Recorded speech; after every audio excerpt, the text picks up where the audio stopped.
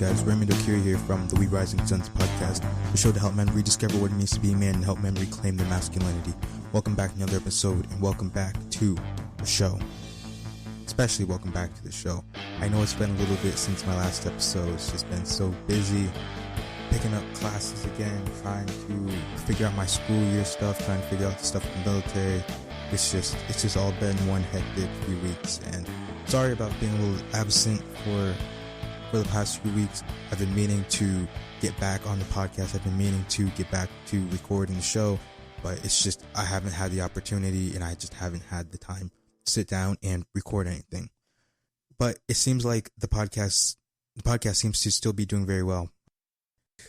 I think it was last week on Spotify we had the most streams we've ever had in the podcast streams. So that was pretty exciting. It seems like you guys are really enjoying the podcast. It seems like you guys are really enjoying the show. And if you guys are enjoying the podcast, you guys enjoying the show, I just want to let you guys, all I ask is really that you guys share the show, share the message, share the podcast. I mean, what we're trying to do here is start a movement. It's not just another podcast, but it's a movement of men to become better and to better the world.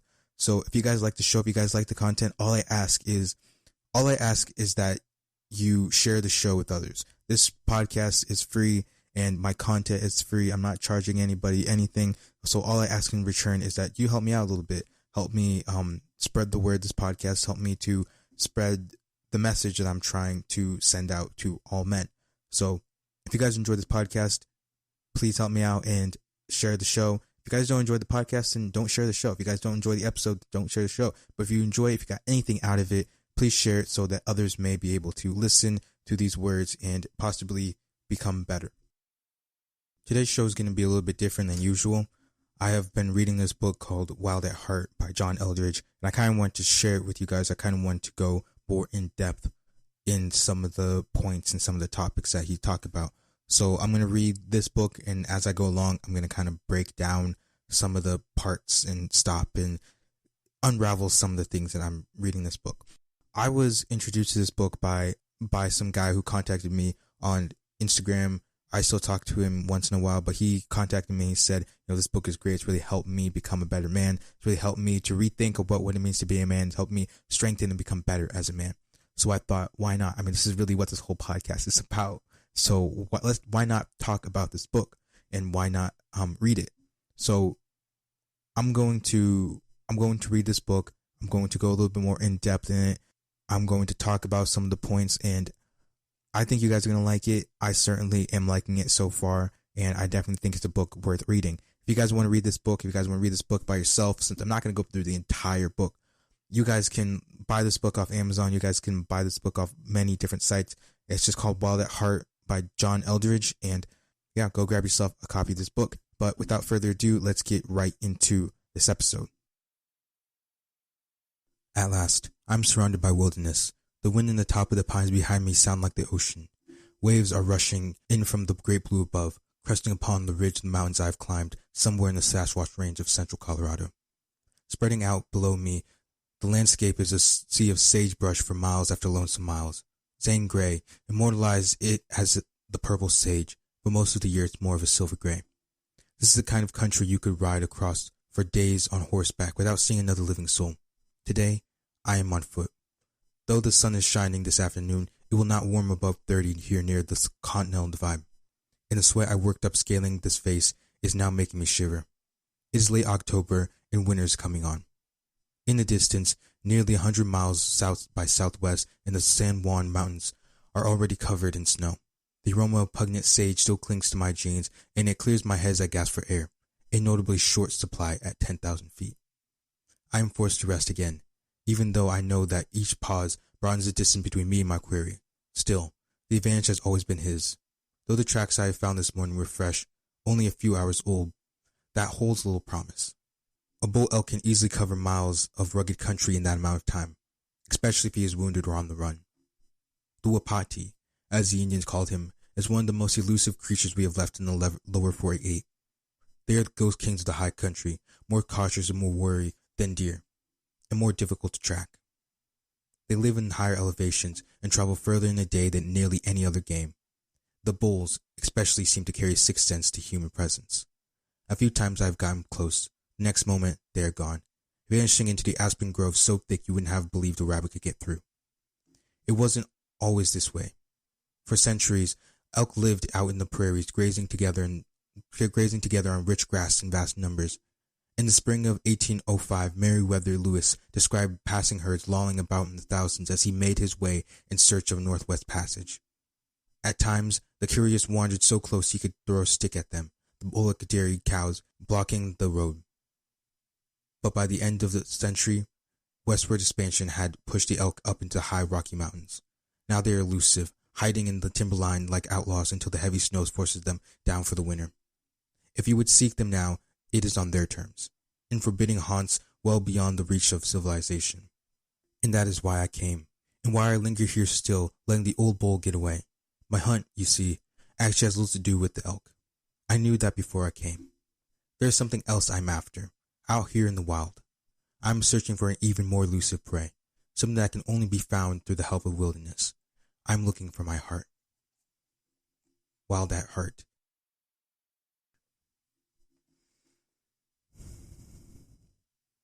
This is the account of the heavens and the earth when they were created. When the Lord God made the earth and the heavens, and no shrub of the field had yet appeared on the earth, and no plant of the field had yet sprung up. For the Lord God had not sent rain on the earth, and there was no man to work the grounds. But streams came up from the earth, and watered the whole surface of the ground. The Lord God formed the man from the dust of the ground, and breathed into his nostrils the breath of life, and the man became a living being. Now the Lord had planted a garden in the east, in Eden, and there he put the man he had formed. Genesis 2 verses 4 through 8. Now, I just wanted to stop here really quick. I just wanted to take a really quick pause. As you guys can already tell, there's already a lot going on with the connection of man and wilderness, and a man going out in the wilderness to find himself, to find his heart.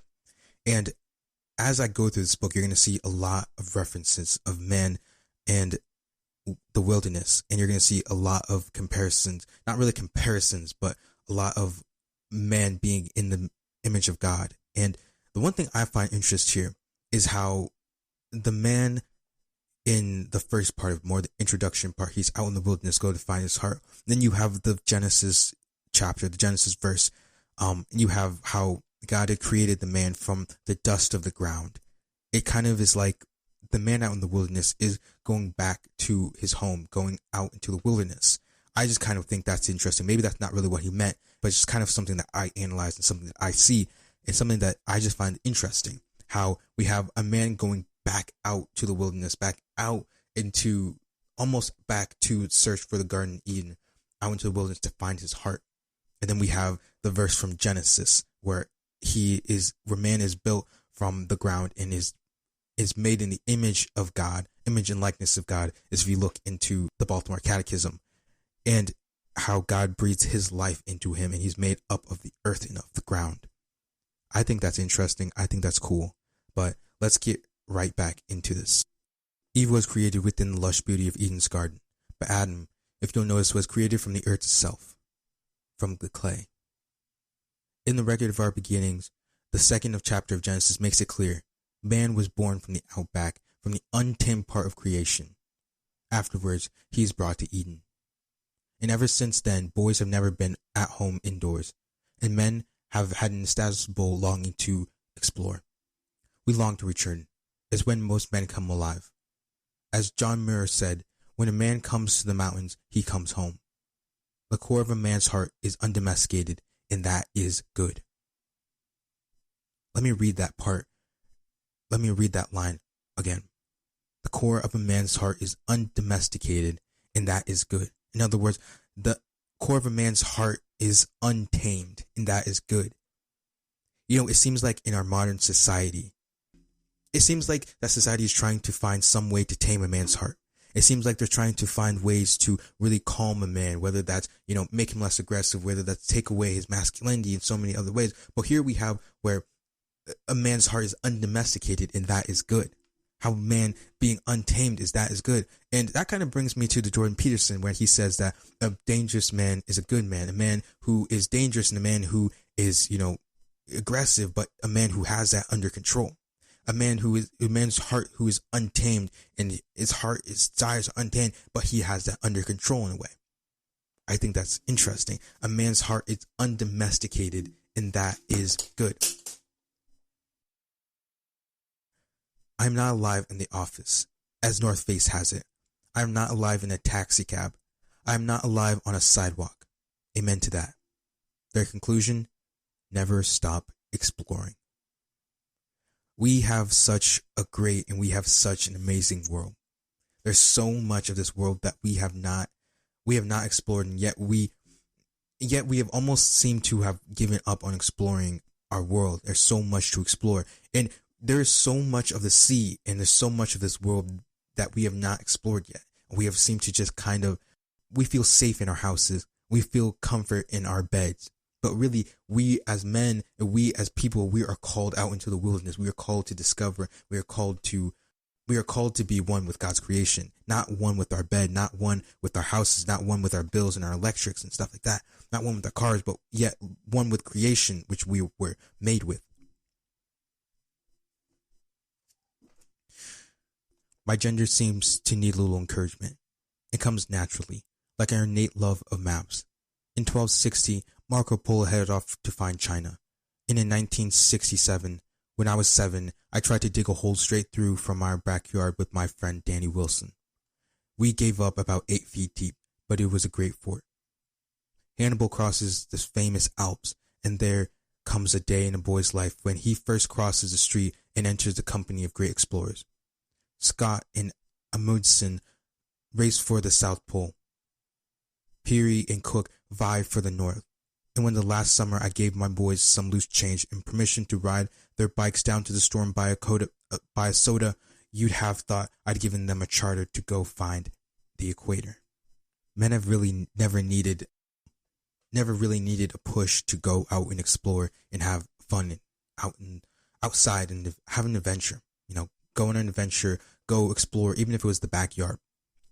And it seems, I guess this is more back then, but it seems like a lot of men now, they really need that push. A lot of boys now, they really need that push.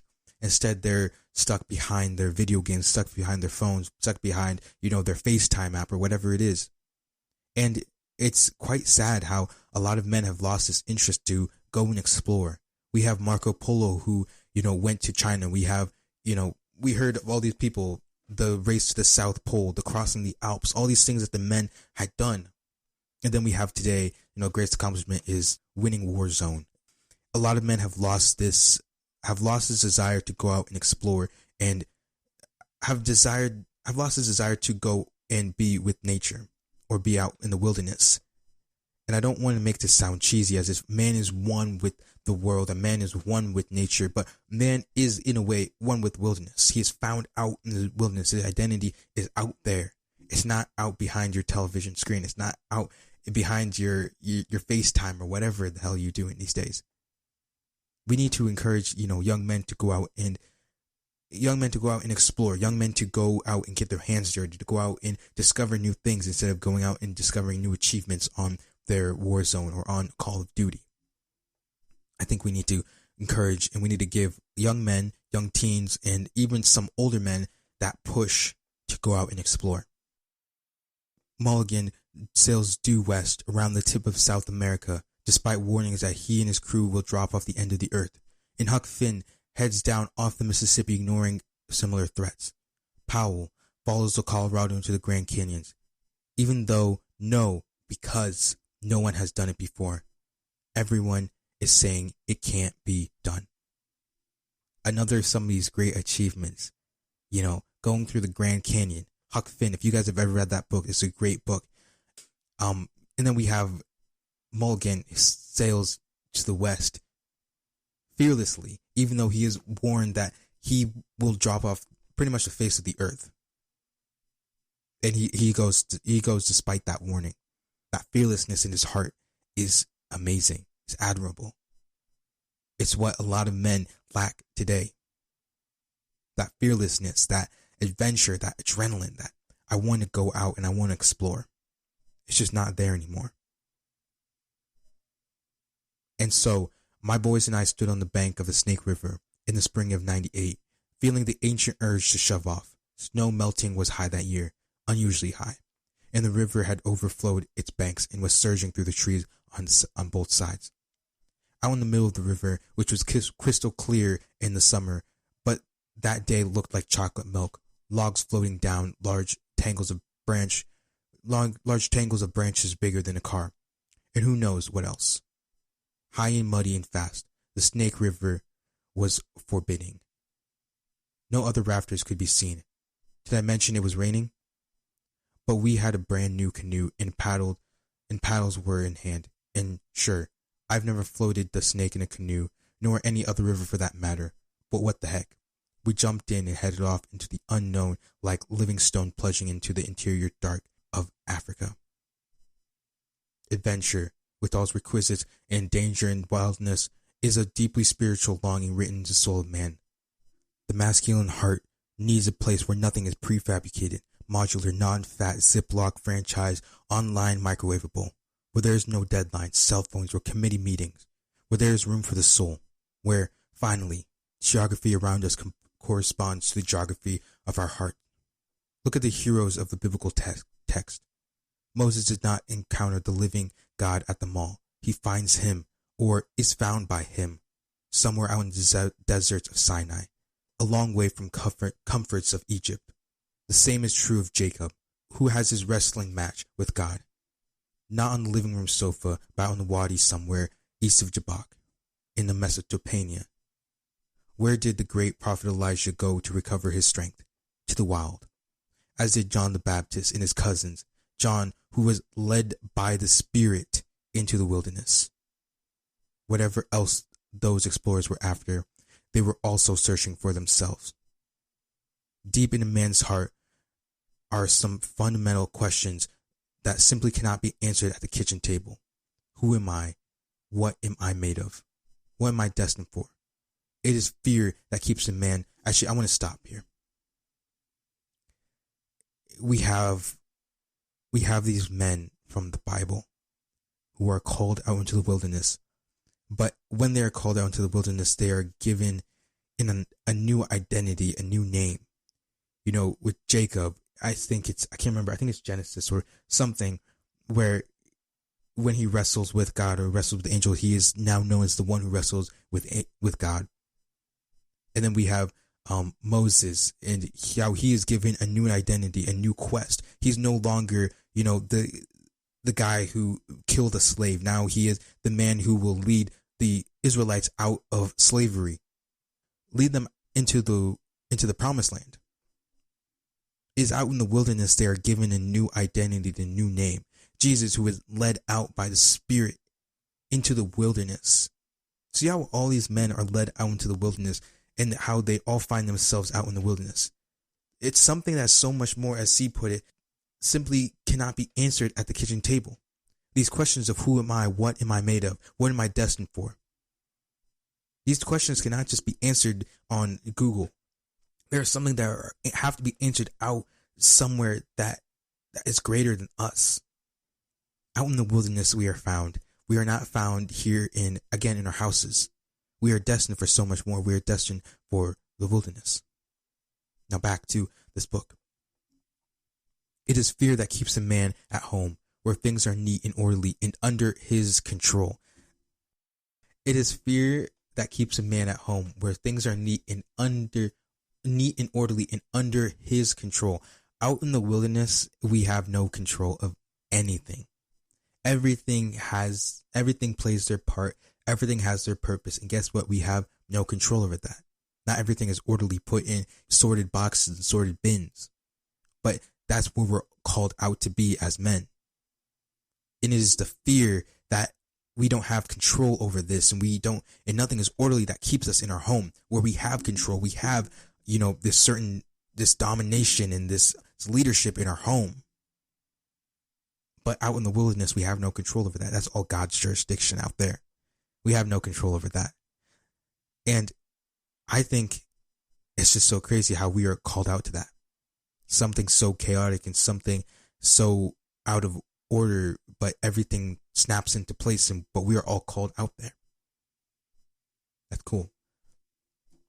But the answers to his deepest questions are not to be found on television or in the refrigerator. Out there on the burning desert sand, lost in a trackless waste, Moses received his mission and a purpose. Like I just said, Moses didn't receive Moses was given a new task out in the wilderness. He was no longer as the man who had killed a slave or enslaved, who had, pressed slavery amongst the Israelites. Now his new mission, his new journey was to lead those Israelites out of Egypt into the promised land. He was no more of an oppressor, but he was now a leader. He was given a new identity. He is called up into something much bigger than he ever imagined, more serious than CEO or Prince of Egypt. Under foreign stars in the dead of night, Jacob received a new name, his real name. No longer is he shrewd business negotiator, but now he is one who wrestled with God. The wilderness trial of Christ is, at its core, a test of his identity. If you are who you think you are, if a man is ever to find out who he is and what he is here for, he has got to take that journey for himself. He has got to get his heart back. And where is that found? Out in the wilderness. Now that's not part of the book, but where is that found? That's found out in the wilderness. You see that all these men, they're finding themselves in their identity. Christ was a test of his identity. If you are who you say you are.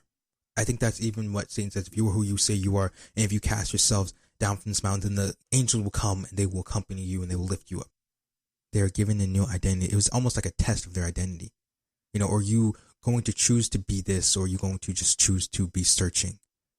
God gave him a new identity. God gave him a purpose. No longer were they oppressors, but they were leaders. No longer was Jacob just a negotiator, but now he was the one who wrestled with God. Imagine getting that name, the one who wrestled with God. That's probably one of the craziest, coolest names I think you could ever be given. That's crazy. Now this next part is called Westward Expansion Against the Soul. The man's way of life unfolds nowadays tends to drive his heart into remote regions of his soul. Endless hours at a computer screen, selling shoes at the mall, meeting, memos, phone calls. The business world, where the majority of men live and die, requires a man to be efficient and punctual. Corporate policies and procedures are designed with one aim, to harness a man to the plow and make him produce. But the soul refuses to be harnessed. It knows nothing of daytimers or deadlines and P&L statements. The soul longs for passion, for freedom, for life. As D.H. Lawrence said, I am not a mechanism. A man needs to feel the rhythm of the earth. He needs to have in his hands something real, the tiller of a boat, a set of reins, the roughness of a rope, or simply a shovel. Can a man live all his days and keep his fingernails clean and trim? Is that what a boy dreams of? It's this growing idea or this growing belief that men kind of just grow up, the boys grow up to just become businessmen, and the end all goal is to sit in an office, make a bunch of money, and that's your day. You work your 9 to 5, you get a degree, you work your 9 to 5. But really, is that really what we dream of as boys? You guys remember as a boy, okay, I'm 17 now. I'm not really a boy, but I'm old enough to where that imagination that I used to have as a boy has kind of died down and has really, had been forgotten. But you remember that time as a boy where your imagination was just limitless. Going to the moon, you could make anything out of a spaceship, blanket, fortress, a box, or anything like that. Going to the moon, going through the jungle, fighting tigers, lions, bears, whatever the hell it was as a boy. And now, that is just all dimmed by this belief that men just grow up, sit behind office, work their 9 to 5, write P&L statements, and all this. But we're made for something more. We're made to go out and explore. And one of the reasons why I chose to join the military instead of just going to college, getting a degree and stuff like that, is because I didn't want to just work a normal 9 to 5. I wanted to go out and explore. I wanted to have the opportunity to go out and feel like I'm doing something not only for my country, but doing something as a man, protecting and protecting my country that I love and has given me the greatest opportunity ever. And providing for those who are less fortunate than me to give back to what everybody has done for me. I don't want to sit behind a desk and work a 9 to 5, filling out paperwork. Yes, I will have to sometimes, but that's not going to be my main job. I want to go out and explore. And then we have this part where John Eldredge talks about how men need to feel something. They need to feel the rhythm of the earth. They need to have that. They need to feel the ruggedness of the rope, the harness, the reins, or even just the shovel. I think this especially for men. Men need to do stuff with their hands. They need to build stuff with their hands. And there's nothing more satisfying really than to build something as a man with your own two hands. Like when you see the end product of what you did, the end product of your abilities, your talents, it's so satisfying. It's so cool. And that's what men need. There's nothing that really makes you feel more like a man than building something with your two hands and knowing that you built that with your two hands. The product of who you are, a little bit of you is in that structure that you built. It's really cool. And I think that every man needs that. They can't just be signing paperwork, writing their signature over this dotted line over and over again 3 million times, or typing up these statements over how this employee performed this day, or whatever the hell it is. Men need to be more than that. And I like how the part he says, I'm paraphrasing here pretty much, but I like how the part where he says that no matter how much you can make a man write P&L statements and sit behind a desk, work his 9 to 5 and harness him and make him plow, but the soul refuses to be harnessed. The soul refuses to be kind of locked down and caged in that environment. The soul refuses to submit to this 9 to 5. The soul will always long for something greater. Soul will always long to be called out. Soul will always long for the wilderness, that part of a man that can't be tamed. You know, you can't tame the soul. But yes, you may be able to tame the body, but you won't be able to tame the soul. Society at large can't make up its mind about men. Having spent the last 30 years redefining masculinity into something more sensitive, safe, manageable, and, well, feminine, it now berates men for not being men. Boys will be boys, they sigh. As though if men were truly to grow up, he would forsake wilderness and wanderlust and settle down. Be home at forever in Aunt Polly's parlor. Kind of a tongue twister there. Where are all the regular men? Is the regular fare for talk shows and new books? You ask them to be women, I want to say. Now this kind of goes along the whole toxic masculinity thing, where certain traits of masculinity are evil, or masculinity in itself is evil. Masculinity makes men toxic, and we need to get rid of that. And how do we get rid of that? We do that by making men less toxic. We do that by getting rid of these traits of masculinity. Really, we do that by making men more like women. We make them more feminine. And this ideology and this idea of thinking is not good, and it's evil. Because one thing people must understand is that getting rid of toxicness in our society, by getting rid of something that is not toxic and is not evil, will not result in the end of toxicness and evil among men. And I talk a lot about this in my, I think it was episode 13, toxic or masculine, not both. I talk a lot about this in that episode. So if you guys, I really advise you guys to go listen to that episode, because I really go in more in depth in that topic. I don't really have the time to sit here and cover that whole entire episode. But there is a lot of people in our society that believe that masculinity is evil, that masculinity is toxic. And those people are the ones that are hurting men, they're hurting our families, and that are hurting our society. By getting rid of masculinity in all men will not result in the end of toxicness in all men. So this idea is not going to get rid of toxicness in our society. What's going to get rid of toxicness in our society is giving men more masculinity, because masculinity is not the cause to evil. It's the cure to evil. And it seems like our society doesn't know whether they want men, or whether they want strong men or weak men. Because it seems like when things are going well and dandy, they want all these weak men. They're trying to get rid of masculinity. But when there's a crisis, let's even say for Corona, when there's a lot of controversy and everything, they're all saying, where are all these real men? Where are all these strong men? Where are all these men to stand up and speak out? Well, all those men that you want to stand up and speak out, they're all gone. They're all shied away from their roles of being a leader and being a man, because you told them that their masculinity was evil and their masculinity was toxic. So what did they do? They went and they tried to work on themselves and make themselves less toxic, but in the result, really, they are making themselves more toxic, making themselves actually just weak men. An adventure to live. My mother loves to go to Europe on her vacations. We were talking about our love of the West, a friend and I, and why he moved out here from the East Coast. And that's okay for her, I guess. There's a lot of culture there.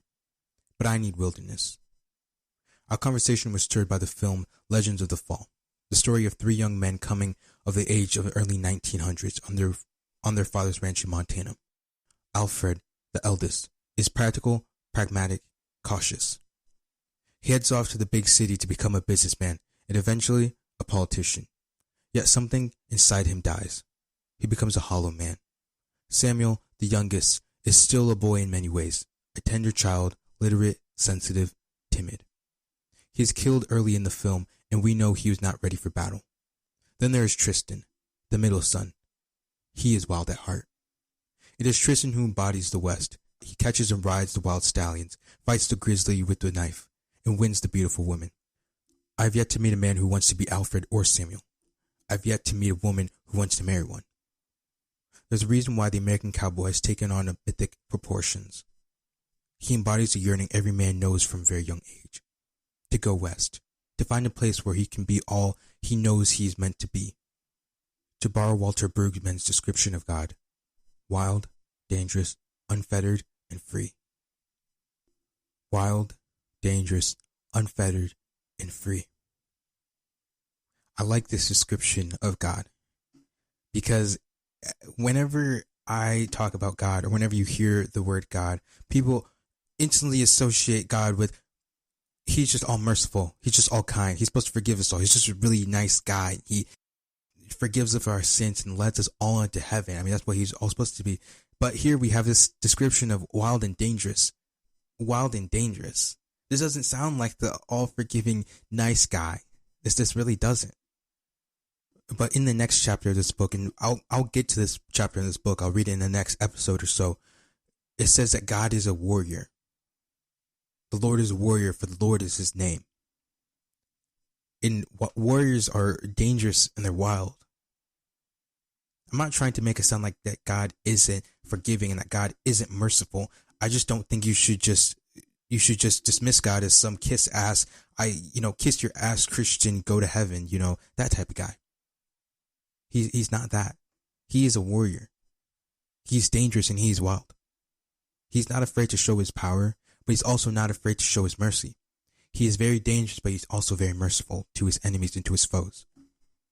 So the next time you try and make God sound like a, forgive all Christian dude, remember that he is wild and he is dangerous. Remember this description, wild and dangerous. Now, let me stop for a moment and make something clear. I am no great white hunter. I have no dead animals adorning the walls of my house. I don't play college football. In fact, in college, I weighed 135 pounds and wasn't much of an athlete. Despite my childhood dreams, I've never been a race car driver or a fighter pilot. I have no interest in televised sports. Okay, except March Madness.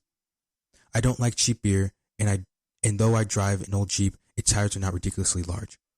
I say this because I anticipate that many readers, good men and women, will be tempted to dismiss this as some sort of macho man pep rally. Not at all. Wildest Heart is not about becoming a lumberjack.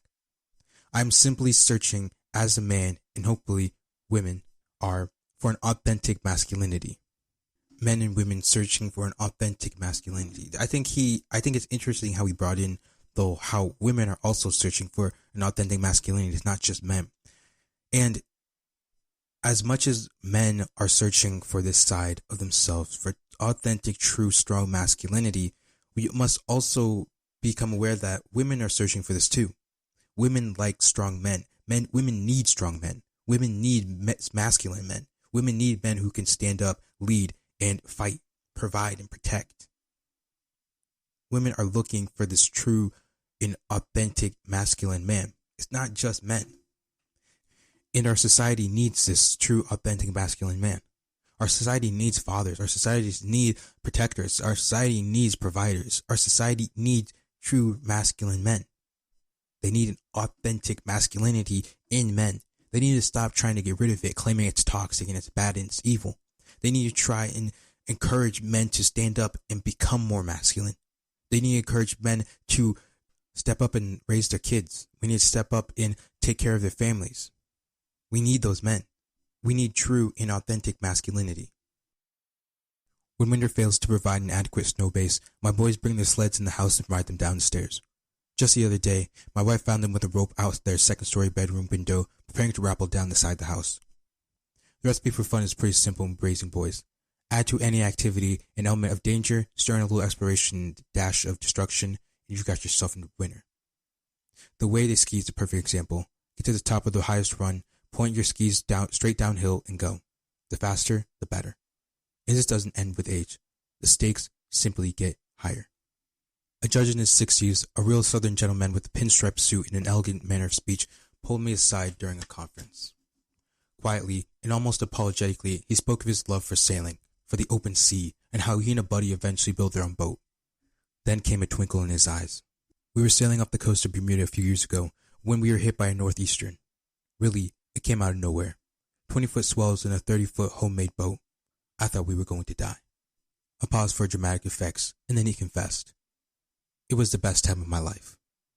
Here we have this old southern man by who John Eldredge's description sounds like he hasn't had a day of adventure in his entire life. But notice the excitement of this man. Notice how he comes alive when he starts telling the story.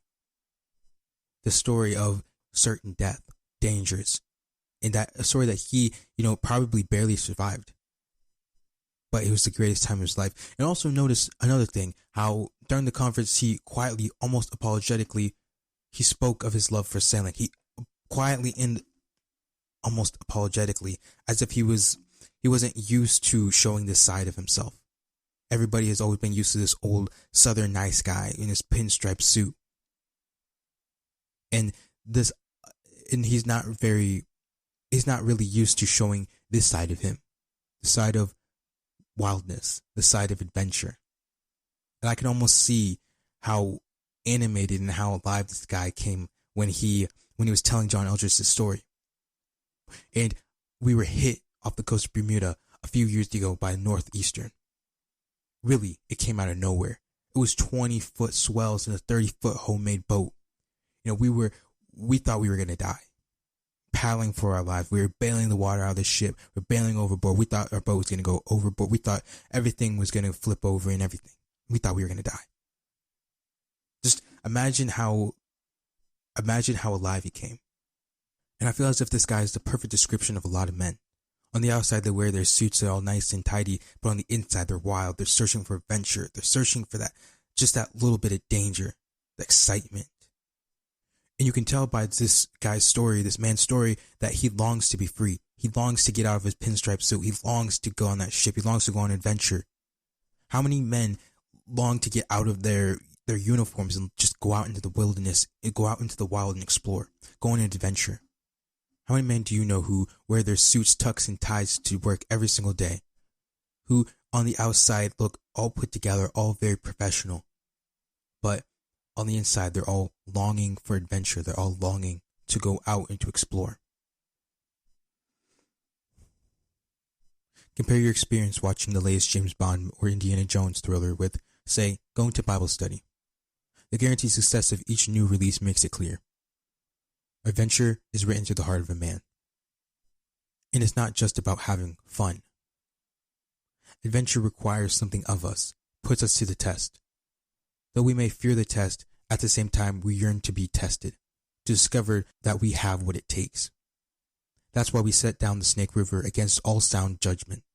Why a buddy and I pressed through grizzly country to find good fishing. Why I set off to Washington, D.C. as a young man to see if I could make it in those shark-infested waters. If a man has lost this desire, says he doesn't want it, that's only because he doesn't know he has what it takes, believes that he will fail the test. And so he decides it's better not to try. For reasons I hope to make clear later, most men hate the unknown, and like Cain, want to settle down and build their own city, get on top of their life. But you can't escape it, and there's something wild in the heart of every man. By way of the heart. Which one would you rather be said of you? Harry? Sure, I know him. He's a really sweet guy. Or, yes, I know about Harry. He's a dangerous man, in a really good way. Ladies, how about you? Which man would you rather have as your mate? Some women hurt by masculinity gone bad might argue for the safe man, and then wonder why, years later, there's no passion in their marriage, why he's so distant and cold.